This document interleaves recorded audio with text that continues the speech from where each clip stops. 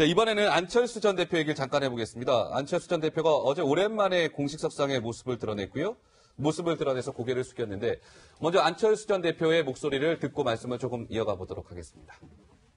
전당대회 출마하신다는 얘기가 나오고 있는데요. 다음 기회에 말씀드리겠습니다. 신중하게 검토해보겠다는 말씀을 하셨었나요? 오늘은 검찰 조사에 대한 입장을 말씀드리는 자리입니다. 다음 기회에 말씀드리겠습니다. 이 정도로 하시죠. 네, 안철수 전 대표가 이제 이준서 전 최고위원이 구속된 지난 12일 이후에 이제 19일 만에 공식석상의 모습을 드러냈는데, 예. 일단 뭐 전대 출마에 대해서는 가타부타 얘기가 없었고요. 예. 어떻게 보셨습니까? 저는 안철수 대표 입장에서 아직도 미련은 남아있는 것 같아요. 미련이 남아있는 것 같아요. 그래서 아마 명확하게 입장을 밝히지 않은 것 같은데, 여건은 그렇게 녹록지 않습니다. 그러니까 박지원 전 대표 같은 경우도 지금 별로 좋지 않다라고 지금 얘기를 하고 있는 상황이거든요. 그래서 안철수 전 대표 입장에서는 아직은 여지가 원외위원장들 같은 경우도 지금 적극적으로 나서라고 지금 압력을 가하고 있는 상태 아니겠습니까? 네. 그러나 안철수 전 대표가 대선에서 보여줬던 행보라는 이번에 조작 사건 이것 때문에 네. 제가 볼 때는 나오는 것이 그리 본인한테 도움이 안 될 것 같다는 생각은 드는데 예. 그래도 본인은 아직까지 문은 열어둔 것 같습니다. 미련이 좀 남아있는 것 그런 것 같습니다. 예. 알겠습니다. 오늘 네 분과 함께 했는데 어느덧 시간이 또 다 지나갔습니다.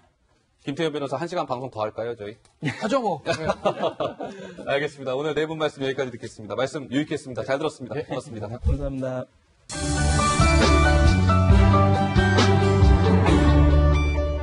자, 다음 인물로 한번 넘어가 보겠습니다. 핫 이슈 세 번째 인물. 누굴까요? 원래 일단 두구두구두구 약간 음악 같은 게 나와서 궁금해하실 것 같은데. 안 그렇습니까? 더 드릴까요? BGM으로 제가? 세 번째 인물로 한번 가보겠습니다. 누굴까요? 자, 아내는 재테크 여왕. 요즘에 이 여인사는커 박명수 씨가 이 아내 때문에 아주 싱글벙글이라면서요. 네, 맞습니다. 네. 재테크의 여왕이라고 했는데요. 어떻게 재테크를 했을까요? 바로 부동산을 굉장히 투자를 잘하셨다는 소식이 전해졌습니다. 그러니까요. 이게 이분을 보니까 한 2개 정도 리모델링해서 엄청난 수익을 올렸더라고요. 네. 근데 이게 이제 커피숍 프랜차이즈인데 스땡땡땡 뭐 이렇게 땡땡이죠. 별다방이라고 우리 얘기를 하면 별다방이라고 하죠. 별다방을 본인이 유치했어요. 그러니까 건물을 원래 좀 허름한 건물을 사서 네. 리모델링을 하는 거예요. 리모델링 한 다음에 그 커피숍을 유치를 하는 거죠. 본인이. 그러니까 직접 뛰면서 본인이 다 했대요. 대체적으로 그러니까 웬만한 이 재테크에 대한 상식이나 개념이 없으면 이렇게 하기 힘들거든요. 네. 일반인들이 막 뛰어다니면서 리모델링하고 또 꼼꼼히 다 봐야 되지 않습니까? 건물을 새로 만들 때는 뭘 어디에 배치하고 그리고 나서 특정 그 별다방에 전화해서 그것도 유치하려고 노력하고 이런 노력들을 보면 어떤 건물의 가치를 높이기 위해서 본인이 엄청난 노력을 한 거고 네. 또 그걸 볼 수 있는 눈도 일반인들은 잘 보면 이게 돈이 올라갈 건지 여기가 상권이 좋은지 잘 모르잖아요. 네. 근데 그 정도로 저분이 했다고 하는 것은 박명수 부인 되시는 분이 이 재테크의 이지가 밝은 것 같아요. 네. 그래서 2개의 허름한 건물을 사서 개발을 해서 수세 차익을 엄청나게 하나는 17억. 하나는 17억. 예, 또 하나는 현재 이게 건물가가 17억에다가 그 다음에 현재 건물 가치가 150억이 됐다고 88억에 사서 150억이 됐어요. 그러니까 시세 차익 117억 플러스하고 이걸 빼야 되겠죠. 150에서 88억 뺀 돈. 그 돈도 시세 차익인 거예요. 또 60억도 이거. 62억. 62억이요? 네, 그러니까 88억 원에 서초구 땅하고 사서 건물을 매입해서 150원. 이게 리모델링해서 커피 전문점을 이제 입점하게끔 한 뒤에 현재 이제 건물 가치가 150억이죠. 150억. 그러니까 62억 원의 좀 차익이 또 생기는 플러스 거예요. 17억. 한수민 씨는 보니까 그냥 건물을 딱 사서 가만히 뒀는데 건물 가치가 올라서 팔아서 거기 차익을 얻은 게 아니고 네. 본인이 부단히 노력을 한 거예요. 그렇네요. 그러니까 처음에 딱 그 건물을 살 때부터 한 1년 전부터 그 주변을 계속 이렇게 상권 변화 이런 걸 살펴보면서 네. 1년 정도 계속 조사 분석을 하고 그 뒤에 그 건물을 딱 사서 그 건물 자체의 가치를 높이기 위해서 리모델링을 하는 거죠. 네. 그냥 두는 게 아니고 리모델링해서 일단 가치를 높이고 거기에다가 입점하는 어떤 이제 그 상점이 입점하느냐에 따라서 또 건물 가치가 달라지지 않습니까? 예. 그러니까 그런 별다방이라든지 예를 들면 뭐 은행이라든지 이런 것들을 가만히 입점하길 기다리는 게 아니고 또 본인이 직접 전화해가지고 이런 위치에 이런 게 있는데 혹시 당신들 입점할 입점하지 않겠냐 이렇게 막 제안을 한단 말이에요. 네. 이런 정도로 본인이 직접 발품을 팔아가면서 조사 분석하고 뛰어다니고 열심히 하면서 이 굉장히 시세 차익을 올리고 있기 때문에 제가 보기엔 이 한수민 씨가 굉장히 어떤 이 이재의 네. 이 밝은 그런 사람 같습니다. 그러니까 이 성북구 건물 또 서초구 건물 그러니까 2011년부터 그러면 지금 17년이니까 6년 동안 79억 원의 사실상의 이 지금 이득을 얻게 된 거죠. 6년 동안 79억 원. 그렇죠. 부러우면 지는 거라고 하는데 부럽네요. 그냥 저는. 졌어요, 저도.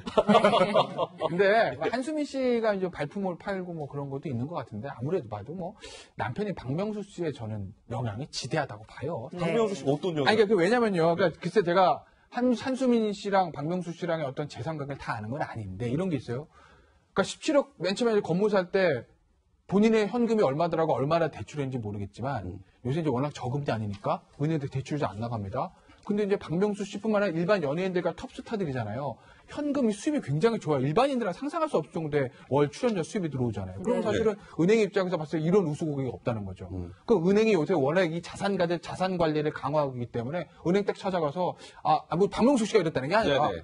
내가 누구누구인데 여기 주변에 건물 하나 좀 하려고 하는데 좀 봐주셔. 그러면 은행 그 자산관리팀에서요. 네. 건물 쫙 리스트 나옵니다.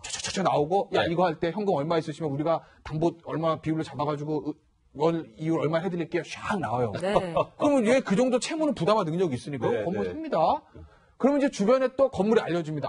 여기가 누구누구 건물이다. 그러면 또 그래? 막 이러면서 건물 가치가 올라가요. 네. 건물 가치는 거 입소문이거든요. 그럼 이제 유명 프랜차이즈 업체 입점할 때도 윈윈인 거죠. 건물주, 그 연예인 건물주 입장에서는 유명 프랜차이즈가 들어오면 건물 가치 올라가고 네, 예. 프랜차이즈 입장에서 봤을 때 건물 똑같은 거 두 개 있으면 저거는 일반인 건물이고 요거는 유명 연예인 건물이면 네, 네. 주변에 소문이 나잖아요. 야 별다방 그 동네 어디냐? 별다방 말이야 저 옆에 사거리 가면 그럼 누구누구 건물 있지 거기 있어 이게 네. 딱 되거든요. 그러니까 윈윈이 되는 거죠. 이제 프랜차이즈 예, 업체나 연예인들 입장에서나. 근데 네. 정작 중요한 거 제가 질문 안 드린 것 같아요. 얘기하다 보니까. 이거 박명수 씨 부인 한수민 씨 있잖아요. 예. 뭐 하는 분인지 궁금한데, 그러면 부동산 하는 분입니까? 이분은 아니, 이제 박명수 씨의 부인이죠. 네. 그러니까 이분이 이제 의사예요. 의사였는데 오. 그래서 박명수 씨가 의사하고 결혼하는 것만 해도 상당히 부러움을 샀는데 네. 그 부인이 심지어 단순히 의사 일만 하는 것이 아니라 엄청난 재테크 실력까지 이렇게 발휘를 해서 불과 6년 만에 한 7, 80억 정도 되는 이제 시세 차익을 본 것인데 문제는 방금 이제 연예인 빌딩의 이점을 많이 설명을 해주셨지만 연예인 빌딩의 또 다른 이점 중에 하나가 여기가 좀 후미진 뒷골목인데 연예인 빌딩이 들어서면 거기가 상권이 개발이 된다는 겁니다.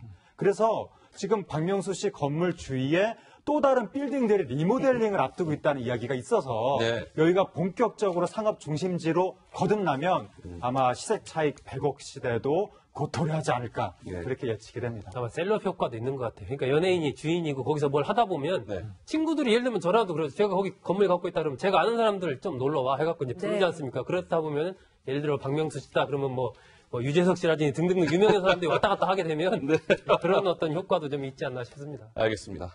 참. 배 아프면 안 되는데. 알겠습니다. 자, 박명수 씨 소식까지 좀 전해드렸고요. 네 번째, 하디슈 네 번째 인물입니다. 보겠습니다.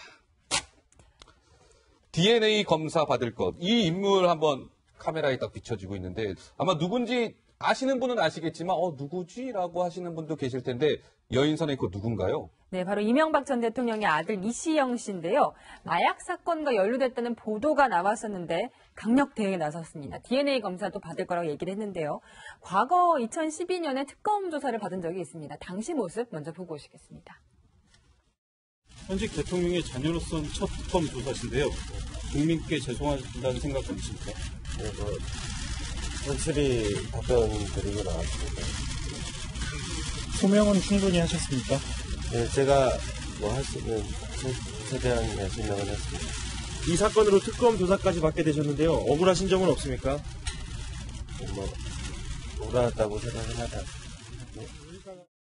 네, 이시영 씨 모습을 봤습니다. 예. 이 언론 보도가 어떤 보도였던 거죠? 어떤 보도였죠? 일단 그러니까 지상파 모 프로그램 이제 탐사 보도 프로그램 있지 않습니까? 네. 거기서 예전에 그 마약 사건들 얘기하면서 김무성 전 대표의 사위가 이제 마약을 했었다는 걸 그래서 판결을 받았다는 이미 이제 밝혀진 사실이고 그때 김무성 전 대표의 사위와 같이 마약을 했던 멤버 중에 한 사람이 이명박 전 대통령의 아들인 이시영 씨다.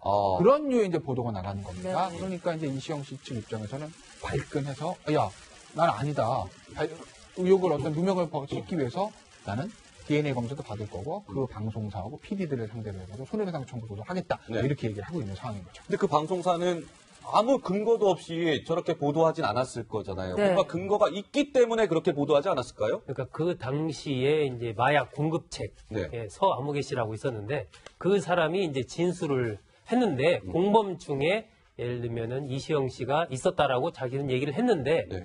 수사 단계에서 이시영 씨 이름이 빠졌다라는 이제 그런 얘기가 있었던 거죠. 그러니까 그것을 근거로 해서 아마 이제 보도를 했고 그 당시 취재를 할 때 이제 이시영 씨는 분명하게 그 방송사에 자기는 아무 관련이 없다. 관련이 없다. 라는 입장을 분명히 밝혔음에도 본인이 이제 연루된 것처럼 보도가 되니까 네. 지금 이제 민형사 소송도 내고 뭐 중재위에 준비제 신청도 하고 네. 뭐 지금 그렇게 이제 하고 있는 거죠. 근데 이시영 씨가 나는 떳떳하다. 나 그래서 DNA 지금 자막도 나오고 있잖아요. 필요하다면 나 DNA 검사도 받을 거야.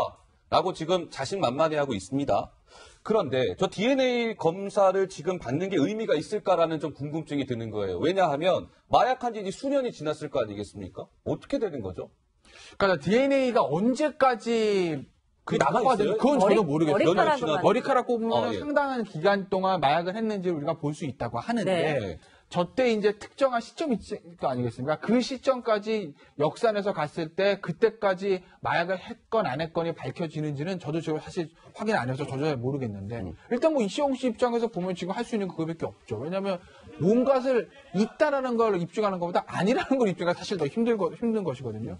그러니까 일단 이시영 씨 입장에서 보면 저 DNA 검사라는 정면 승부를 택할 수밖에 없는 것이고 네. 만약에 DNA 검사 했을 때 나오면 그건 좀 빼도 박도 못하는 건데 네. 아마 안 나올 확률이 높을 것 같아요. 본인이 이렇게 자신 있게 얘기하니까요. 예, 예. 안 나올 것 같은데 안 나왔을 때 그러면 이제 그 안 나온 시점 이전의 문제를 가지고 만약에 언론사 보도를 한 거라면 그 언론사가 허위 보도냐 진실한 보도냐 어떻게 가릴 수 있느냐라는 그런 문제는 좀 남죠. 네. 네, 이 사건에 이 최순실 게이트도 인물이 나온 것이 굉장히 특이하긴 한데 박헌영 전 K스포츠 재단 과장에 대해서 박헌영 과장. 네, 예. 지금 법적 대응을 하겠다. SNS에 그렇죠. 올린 글에 대해 법적 대응을 하겠다 이렇게 얘기를 했네요. 박헌영 씨도 뭐 이시영 씨에 대해서 얘기한 게 있어요. 그렇죠. SNS에 글을 올렸어요. 아, 왜냐하면 SNS요? SNS에 고영태하고 친했잖아요. 박헌영 씨가. 그러네요. 고영태의 증언을 들었는데 네. 고영태가 예전에 이명박 전 대통령의 아들인 이시영 씨하고 김무성 전 대표의 사이하고 친하게 지냈다.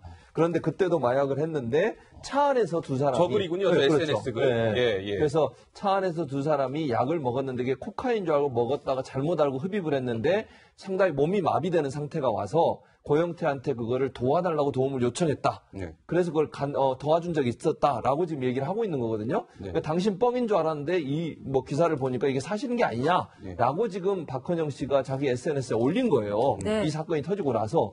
그러니까 이시영 씨 입장에서는 박헌영 씨 저 말은 결국은 고영태가 두 사람이 마약을 했다는 것을 증언해 주는 것처럼 들릴 수 있는 거 아니겠습니까? 그래서 이제 명예훼손으로 고소를 하겠다. 또 적어서 끝나는 게 아니라 이시영 씨가 뭐라고까지 얘기했냐면 저걸 퍼나르거나 뭐 저걸 그걸 가지고 계속 다른 사람한테 알리는 사람에게도 법적 대응을 할 것처럼 지금 하고 있어서 네. 일파만파 퍼지고 있는데 네. 좀 모르겠어요. 뭐 언론은 이렇게 생각하면 됩니다. 언론은 양쪽 의견을 다 제공하는 거예요. 예를 들면 반론을 다 실어줘야죠. 그렇죠. 이시영 씨가 네. 얘기한 반론을 제시했으면 저는 그건 처벌할 수 없다고 봐요. 그러니까 이시영 씨가 예를 들면 증언이 있잖아요. 지금 마약을 운반한 사람이 이시영 씨가 거기 개입됐다고 증언했으니까 네. 그 증언도 해주고 이시영 씨가 반론한 반론도 제공해주고 그랬다고 하면 언론사를 처벌하기 상당히 힘들 수 있는 그런 상황이라고 봅니다. 알겠습니다.